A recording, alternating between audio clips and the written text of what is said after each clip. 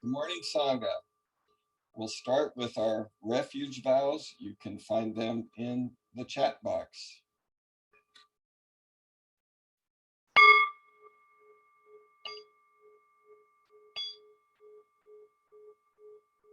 I go for refuge from Buddha, my deeply awakened mind, the living source of understanding and compassion, which must be cultivated to be known fully.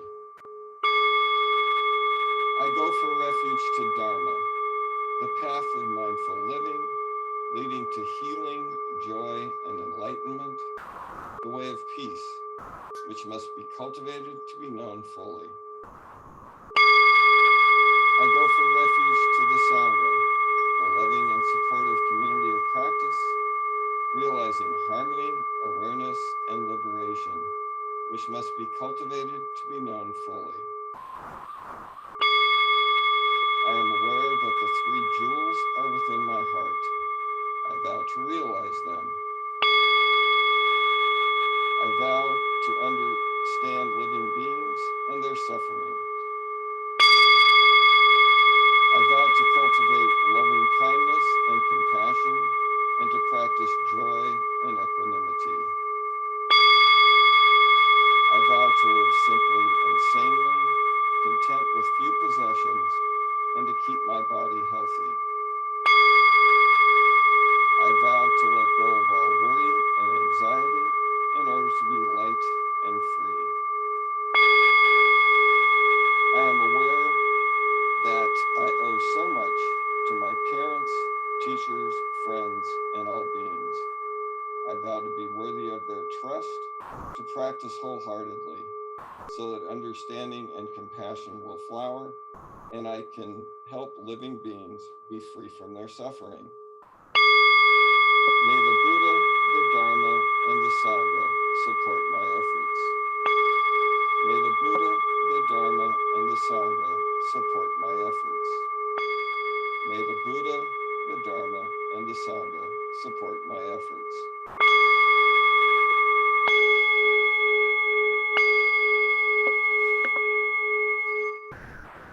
And now we'll turn to the Heart Sutra, and Ellen is going to lead or do that chant for us this morning.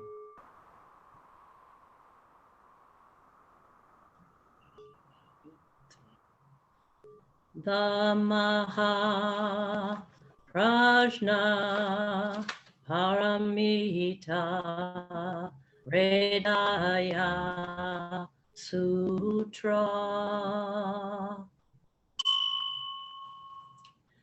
The Bodhisattva of great compassion from the deep practice of prajna paramita perceived the emptiness of all five skandhas and delivered all beings from their suffering. O Shari. All dharmas are empty. They are not born nor annihilated. They are not defiled nor immaculate. They do not increase nor decrease. So in emptiness, no form, no feeling, no thought, no impulse, no consciousness, no eye, ear, nose, tongue, body, mind, no form, sound, smell, taste. Not defiled nor immaculate. They do not increase nor decrease. So in emptiness, no form, no feeling, no thought, no impulse, no consciousness. No eye, ear, nose, tongue, body, mind, no form, sound, smell, taste, touch, or objects of mind, no realm of sight, no realm of consciousness, no ignorance, nor extinction of ignorance, no old age and death, nor extinction of them, no suffering, no cause of suffering, no cease from suffering, no path to lead out of suffering, no knowledge, no attainment, no realization, for there is nothing to attain. The Bodhisattva holds on to nothing but prajna, paramita. Therefore, the mind is clear of any delusive hindrance. Without hindrance, there is no fear. Away from all perverted views, one reaches final nirvana. All Buddhas of past, present, and future, through faith in prajna, paramita, attain to the highest perfect enlightenment. Know then the prajna, paramita, the great Dharani, the radiant peerless mantram, the utmost supreme mantram, which is capable of allaying all pain. This is true beyond all doubt. Proclaim now the highest wisdom, the prajna, paramita. Gate, gate, para gate, parasum gate, bodhisvaha. Gate, gate, para gate, parasum gate, bodhisvaha. Gate, gate, para gate, parasum gate, bodhisvaha. The Maha Prajna Paramita Hridaya Sutra.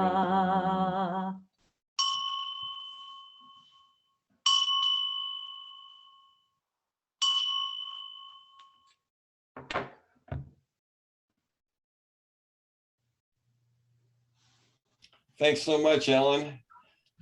Your Wi-Fi gave us a little hard time in the middle, but it came through in the end, so thank you. Well, today is a very special day for 3 members of our Sangha. They are graduating from the Precept program, which started in early January. Ashton, Haley, and Maya did 2,000 prostrations. They meditated for 30 minutes each day. They kept a practice journal. They did some memorization, and they studied the Dhammapada. Now, the Dhammapada is a very, very basic sutra that covers all of the Buddha's teachings and overview. And it's been said that if every last piece of literature and sutra was lost, that we could still wake up just with this one sutra. And it translates, Dhammapada translates as the path of the Dharma, the path of harmony. There's no blind faith in Buddhism.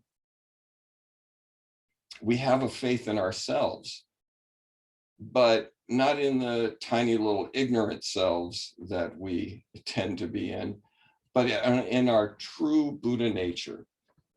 When we understand that about ourselves and everyone else,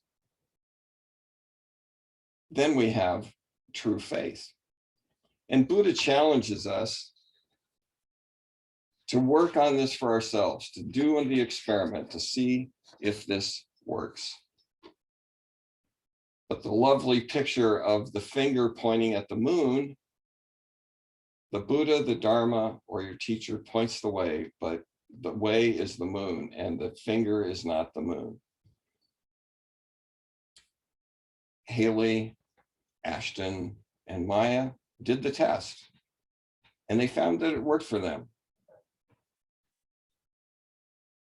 There's a great quote in the Dhammapada. As irrigators guide water to their fields, As archers aim arrows, as carpenters carve wood, the wise shape their lives. And these three have made a decision, a wise decision, to allow that. Buddhism cultivates peace, but that peace must start from within. And when we get that knowing that we have Buddha nature, that we are Buddhas, that's peace then can flow out from us. The journey started with the 5 precepts. We respect and protect all life. We respect and protect the property of others. We respect and protect sexual boundaries. We respect and protect kind, loving, appropriate speech. And we respect and protect ours and others' sobriety. From that place, we've got a great start on spreading peace for ourselves. Excuse me.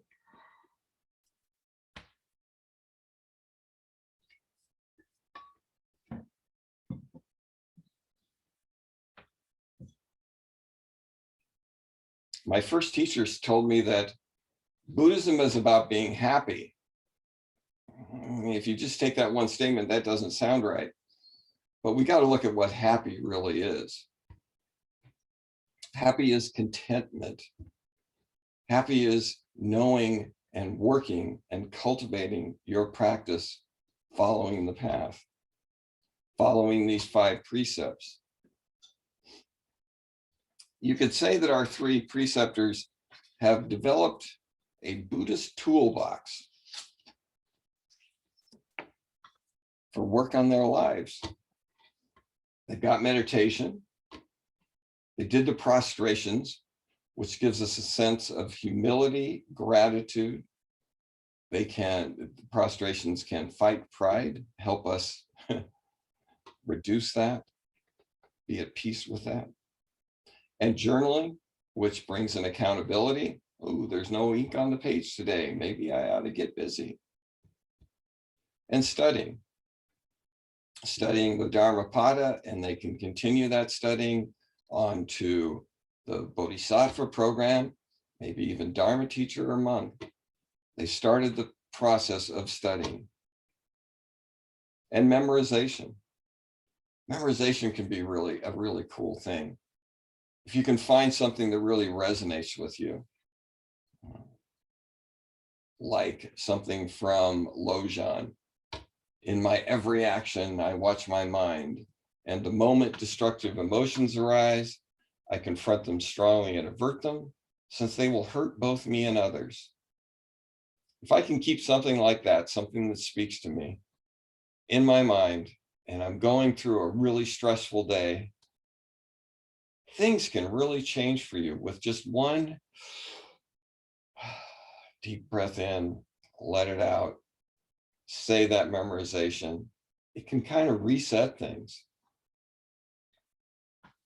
Because what we do on the cushion, the real importance of that is all the time off the cushion when we put that into practice in our daily lives.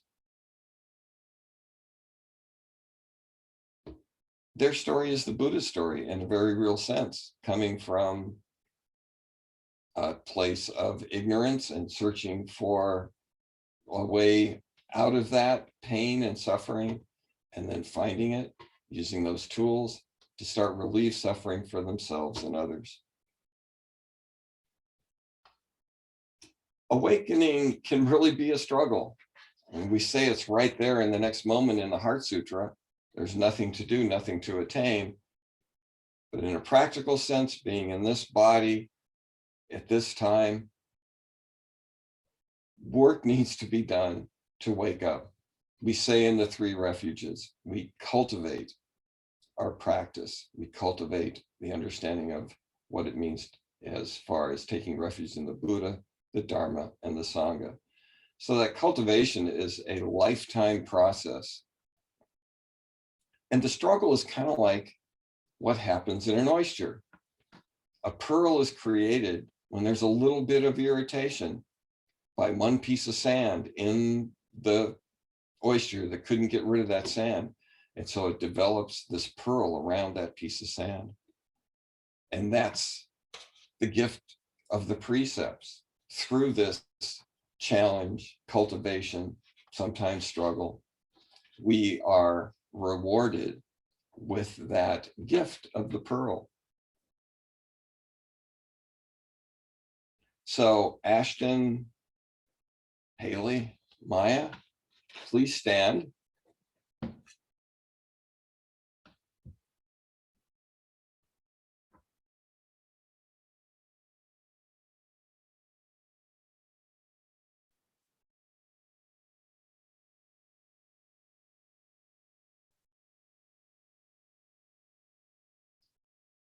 Great.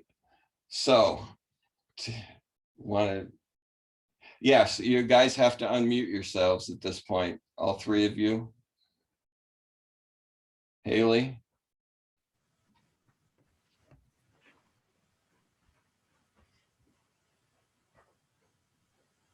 Oh, Haley, you got to unmute yourself. Sorry. No problem. So, please read or recite the atonement reflection that you've memorized. For so many lifetimes, I have made mistakes that have brought me such suffering. All of us hold on to internal formations. Sometimes we cannot look at each other. We lose our capacity to listen deeply and to speak loving, harmonious words. The communication between us meets so many difficulties and obstacles. There seems to be no way to resolve our suffering. Every day, understanding and love are fading. With all my resolve, I touch the earth, determined to follow the teachings of the Buddha. Thank you. I touched the earth with great resolve. So now, please give 3 prostrations to your family and loved ones.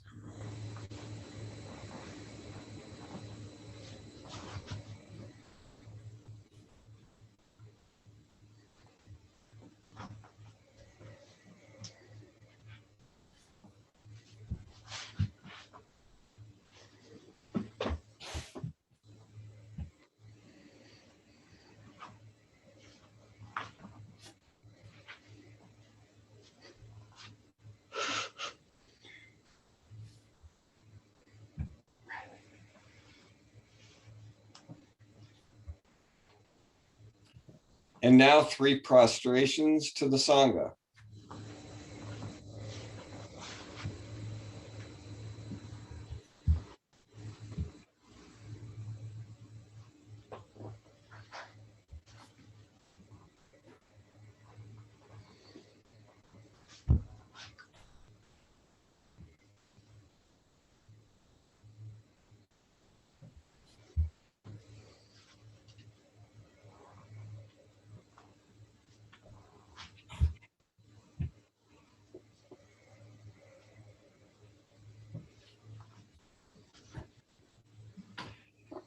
And now 3 prostrations to yourselves, to your team that has gone on this journey with you.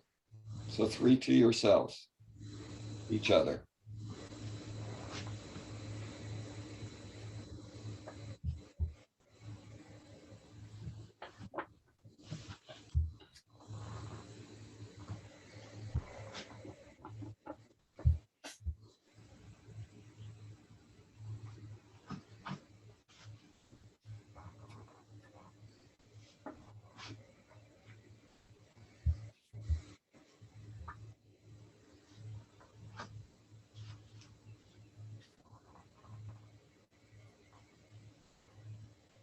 And now 3 prostrations to your teacher.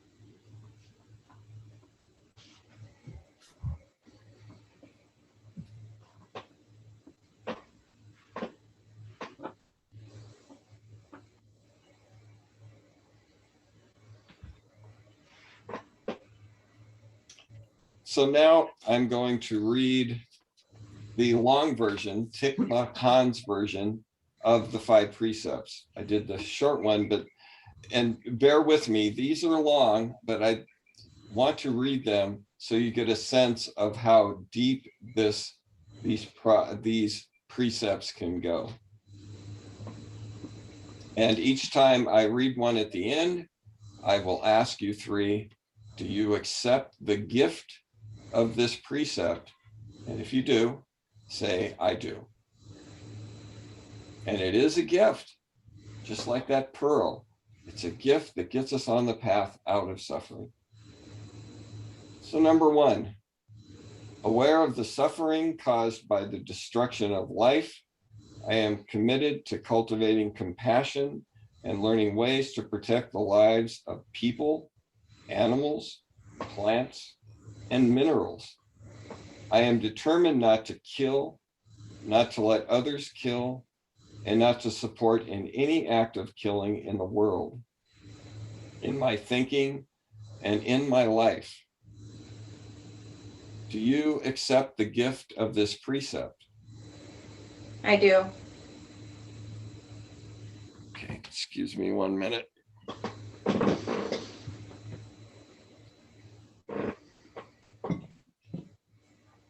Aware of the suffering caused by exploitation, social injustice, stealing, and oppression, I am committed to cultivating loving kindness and learning ways to work for the well-being of people, animals, plants, and minerals. I will practice generosity by sharing my time, energy, and material resources with those who are in real need.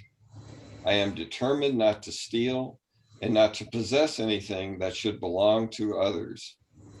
I will respect the property of others, and I will prevent others from profiting from human suffering or the suffering of other species on earth.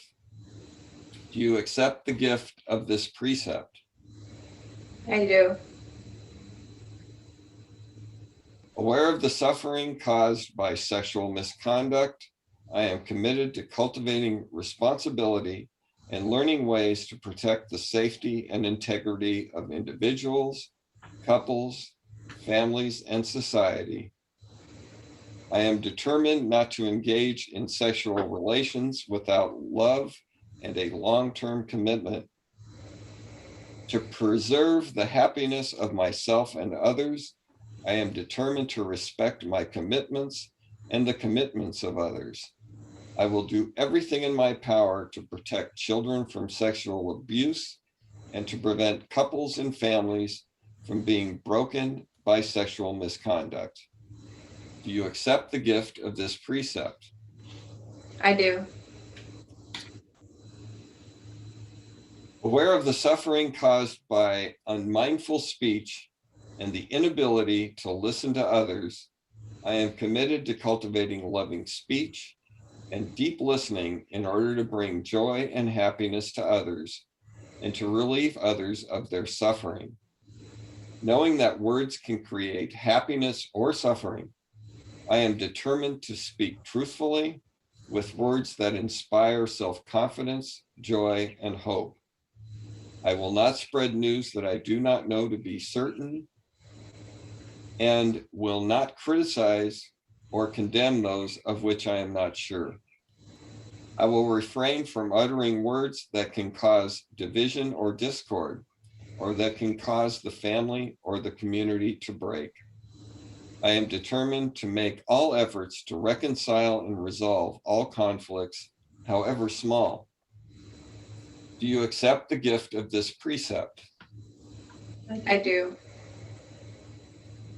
Aware of the suffering caused by unmindful consumption, I am committed to cultivating good health, both physical and mental, for myself, my family, my society, by practicing mindful eating, drinking, and consuming. I will ingest only items that preserve peace, well-being, and joy in my body, in my consciousness, and in the collective body and consciousness of all my family and society. I am determined not to use alcohol or any intoxicant or ingest foods or other items that contain toxins, such as certain TV programs, magazines, books, films, and conversations. I am aware that to damage my body or my consciousness with these poisons is to betray my ancestors, my parents, my society, and future generations. I will work to transform violence, fear, anger, and confusion in myself and in society by practicing a diet for myself and for society. I understand that a proper diet is crucial for transformation and for the transformation of society. Do you accept the gift of this precept? I do. You can tell by the extensiveness that Thich Nhat Hanh has done that you just don't get these and that's it. It's a lifetime of cultivation to work toward these ideals. And that's why each member, each Sangha, or each preceptor is going to get a Dharma name with the end of it being Su, which one translation of that is to cultivate.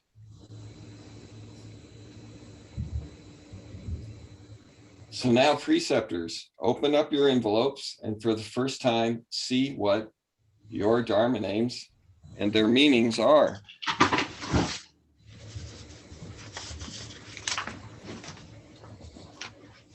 And you can also put your malas on and your stole.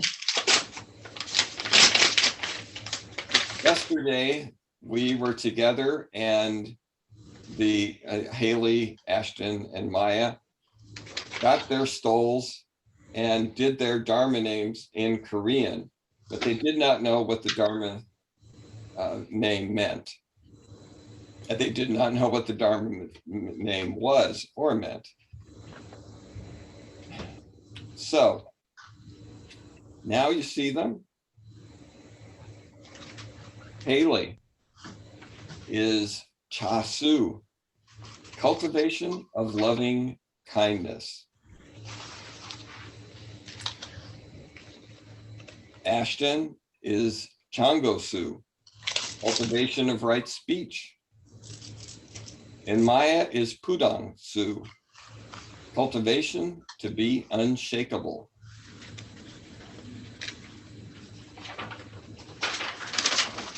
So now, as a sign of how serious this choice is to follow this path, I've asked them if they wanted to. This is purely up to them. They don't have to do it. But typically, as a sign of the seriousness, we take one incense and put it on your arm. You don't have to put it out, but just touch it. So first, Haley, which is Chan Su, please take that incense and just tap it on your arm.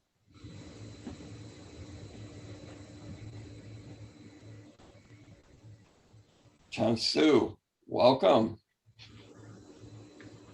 And Ashton. And I should say, don't blow on the incense. You should just shake it like that. We never blow it out. Sorry, I didn't tell you guys that. Good. Thank you. Ashton, Changosu, welcome. And Maya, when you're ready.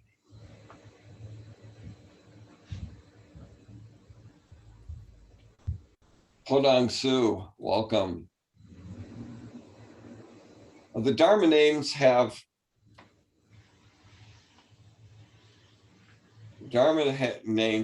three meanings. The first one is the outward meaning, which is the obvious connection between yourself and that Dharma name. The second is the inner meaning, which is how you embody or struggle with that name, with the idea of that name. And the third is the hidden meaning, And it's the meaning you discover through cultivation, which is Su, the cultivation of that name. So, welcome, guys, on this wonderful path. So I've asked each of them to share just a little bit of how this process worked in their lives. If you'd like to sit back down, you can. So just a couple minutes of what this has been like and what it has meant to them.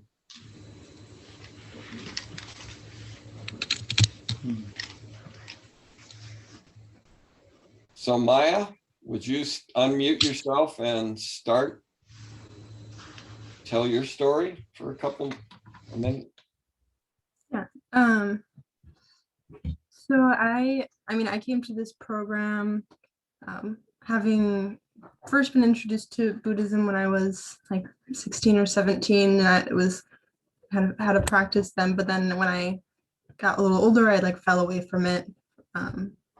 And I think over the course of COVID and some transitions in my life, I really was looking for a sense of community and for something to ground me again. So then that's like when I first started coming back to the temple, and then this program seemed like a good way to really like jump back into my practice. And definitely I feel like I have found both of those things in this program and in just coming to the temple again. I think the course of the program has been really very difficult. Like I did not go through it smoothly by any means. And I'm really grateful to Yong Su for being so like patient and understanding. It's I went through like one of the worst periods of probably my life, like over the course of this program, and found like dealing with mental health and how that interacts with my meditative practice, and ways I can be like mindful of both like the needs of the program and mindful of my own needs, and like how I can really take like the middle way and not and finding Yong Su is also very useful in like helping me find ways to cultivate meditation even when like sitting was not an option for me, like sitting in silence, because of just things I was going through. And yeah, just a lot of gratitude to him and to Ashton and Haley. I feel like I've definitely grown a lot over the course of this program. Thank you, Maya. It's been a joy working with you. Haley, would you unmute yourself and tell us a little bit of your story? Yes. So I started with a meditation practice earlier in the year, and I was really searching for some answers and the meaning of it all and a sense of purpose. And so I was doing some research and found this class and thought, hey, maybe this will give me some answers. And through the program and the guidance graciously given by Yong Su and Ashton and Maya and the Sangha, I have been guided to find those answers for myself instead of just being given, this is what it is, which is an invaluable lesson that I learned throughout the program. And in addition to learning how to just take a deep breath, I feel like in our society today, everything is like moving in fast forward mode, instant this, instant that. And this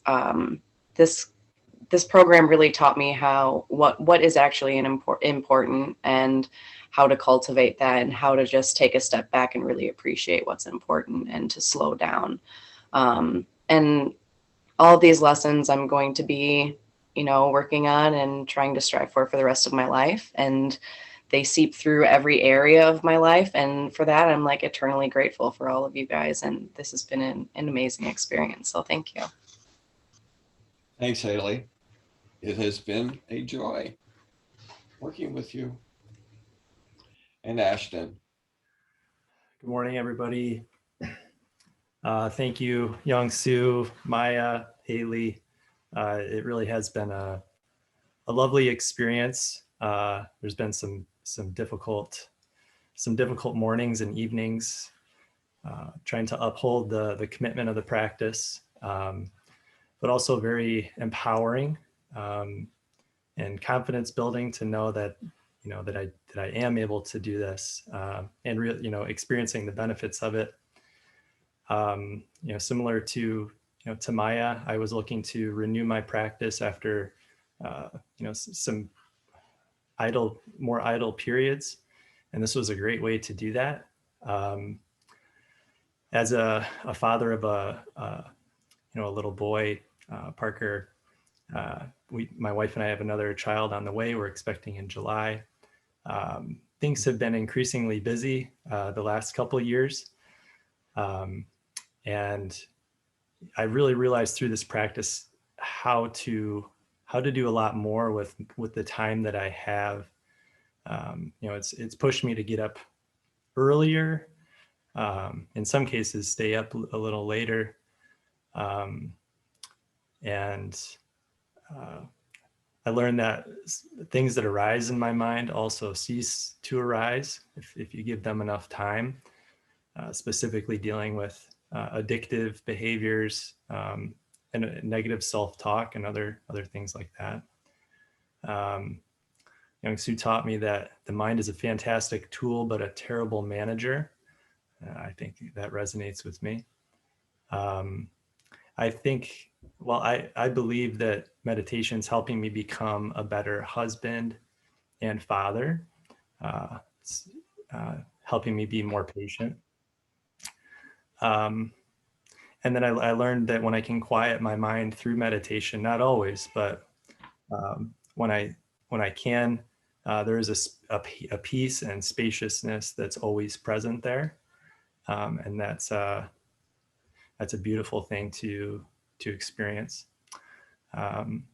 And just again, very grateful for the opportunity and for the guidance, Yong Su and Maya and Haley, and the Sangha. Also participating in the Sunday Sangha discussions has been really helpful. So, being part of this community, yeah, very grateful for. So thank you all. Thank you, guys. Thank all of you. Ashton, Haley, Maya, it truly has been an adventure, and sometimes a little choppy, but it's been it turned into the pearl. So thank you. So we're going to close with the 3 gathas, and it's in your, oh, I know them. So together we say, for all unskillful action ever committed by me since of old, on account of my beginningless greed, anger, and ignorance, born of my body, mouth, and thoughts, now I atone for them all. Vast is the robe of compassion, a formless field of benefaction. I wear the Buddha's teachings for the benefit of all sentient beings. All beings, one body, I vow to liberate. Endless blind passion, I vow to uproot. Dharma gates without number, I vow to penetrate. The great way of Buddha, I vow to attain.